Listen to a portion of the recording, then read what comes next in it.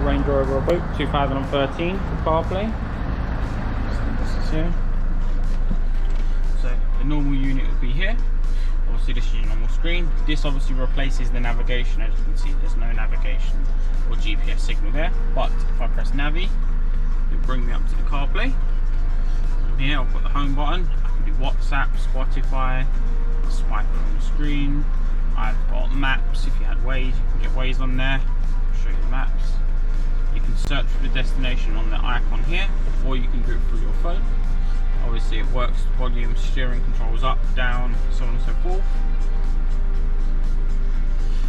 In terms of messages, as soon as you was to read a message out, it would use Siri to respond to you, and obviously use Siri to obviously respond back, and vice versa.